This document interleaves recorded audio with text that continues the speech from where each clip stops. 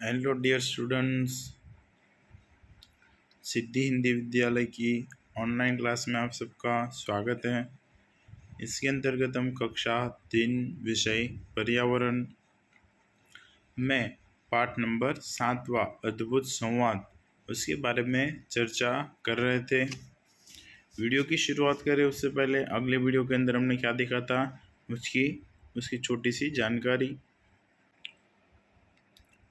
अगले वीडियो के अंदर हमने देखा था कि कुछ लोग बोलकर, कुछ लोग अभिनय कर कर, कुछ लोग होठ हिलाकर भी बात करते, परंतु कुछ ऐसे लोग भी होते हैं जो सामान्य रूप से बोल नहीं सकते, सुन नहीं सकते। तो ये लोग क्या करते हैं, तो ये लोग अपनी बातों को बताने के लिए कुछ इशारों में बात करते हैं, बराबर। इसके अलावा जो हमारे होठों होते हैं वो जो हिलते हैं, बराबर है, उसके आधार पर वो बात को समझने की कोशिश करते हैं। इसके अलावा ये लोग भी बहुत तेज़ी से दौड़ते भी है। कविता, कुछ लोग होते हैं जो अच्छा गाना गाते हैं, कुछ लोग ऐसे हैं जो कविता अच्छी लिख सकते हैं, कुछ तेज़ दौड़ सकते हैं, कोई चित्र में अच्छा होता है। ये सब हमने देखा था। तो कोई बोल नहीं सकता तो कोई सुन नहीं सकते, वे भी स्कूल जाते हैं, वो लोग भी पढ़ते हैं। इन लोगों को भी स्कूलों के अंदर इशारों में और कैसे बातें करती है और इनको इशारे वाली बातें सिखाई जाती हैं। ऐसे ही बच्ची के बारे में पढ़े, बराबर, जो सुन नहीं सकती थी वह बच्ची फिर भी काफ़ी कुछ कर पाती है। आइए ऐसी एक लड़की की जानकारी हम प्राप्त करते हैं। ये 2 भाग में है, बराबर। कविता मैं और मेरी बहन, कौन सी है? मैं और मेरी बहन। इसमें लिखा है, छोटी बच्ची चक्कू सुन नहीं सकती है, जन्म से ही बहरी है, उसका बड़ा भाई नंदू, बराबर। छोटी सी चक्कू है, वो बचपन से ही सुन नहीं सकती हो क्योंकि वो बहरी है। और जो उसका बड़ा भाई है उसका क्या नाम है? नंदू। नंदू और चक्कू साथ में खेलते हैं। चक्कू पियानो बजा सकती है। क्या है? नंदू और चक्कू दोनों भाई बहन साथ में खेलते हैं और चक्कू जो है वो पियानो बजा सकती हैं।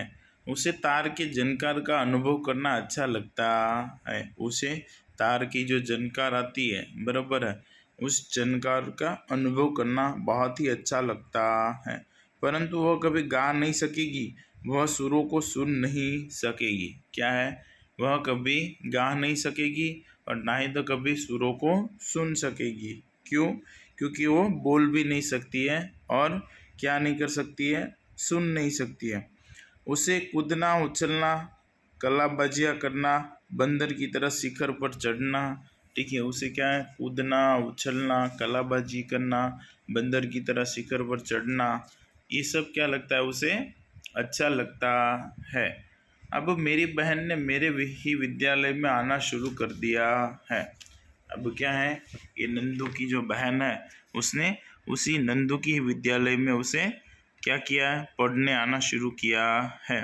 फिर भी हमारी माँ उसे घर पर होठ हिलाकर पढ़ने में मदद करती है।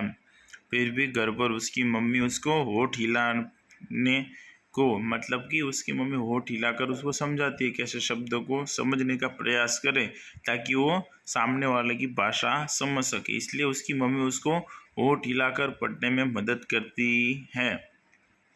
शिक्षक और बच्चे उसके हर शब्द समझ नहीं सकते, जैसे कि बहन अथवा पानी अथवा अंगूठा, बराबर। जैसे कि बहन अथवा पानी अथवा तो अंगूठा, बराबर। शिक्षक है और जो बच्चे हैं उसके शब्द नहीं समझ पाती, क्योंकि सब क्या है कि भाई इशारों की भाषा तो सबको आसानी से समझ में नहीं आती। बोले तो हम लोगों को समझ में आती है, ठीक है। तुम लोगों को भी कभी कभार इशारों के अंदर कोई बात करना शुरू कर तो तुम लोगों को भी समझ में नहीं आएगा। तो वो बहन बोल रही है, पानी बोल रही है, अंगूठा, ये सबको समझ में आता नहीं था। कल मैंने काला चश्मा पहन रखा था, उसका फ्रेम काफ़ी बड़ा था। कल किसने? नंदू ने काला चश्मा पहन के रखा था और उसका जो फ्रेम था वो बहुत ही बड़ा था और कांच खूब काली थी और उसकी जो कांच थी वो कैसी थी? खूब काली थी। जब मैं बोल रहा था तब मेरी बहन ने मुझे चश्मा उतारने को कहा। उसे जानना था कि मेरी बुरी आंखें उसकी बुरी आंखों से क्या कहती हैं। जब वो बोल रहा था तो उसकी बहन ने क्या कहा कि वो अपने चश्मे उतार दे, क्योंकि वो देखना चाहती थी कि उसकी जो बुरी आंखें हैं बराबर है नंदू की, वो उसकी बहन की बुरी आंखों से क्या कह रही है, मतलब आंखों के जो बात करता है, बराबर है। तो उस समय काल के अंदर आंखों के इशारे किस प्रकार के होते हैं वो देखना चाहती थी, इसलिए उसने क्या किया, उसके चश्मों को उतारने को कहा।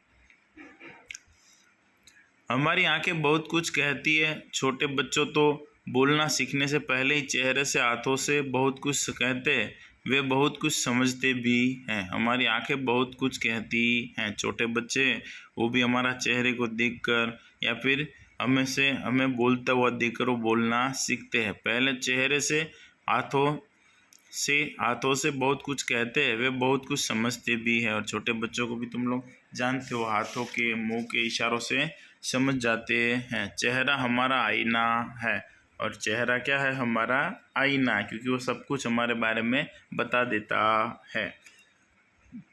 सोचिए और बताइए, 6 से 8 मास के बच्चे का अवलोकन कीजिए।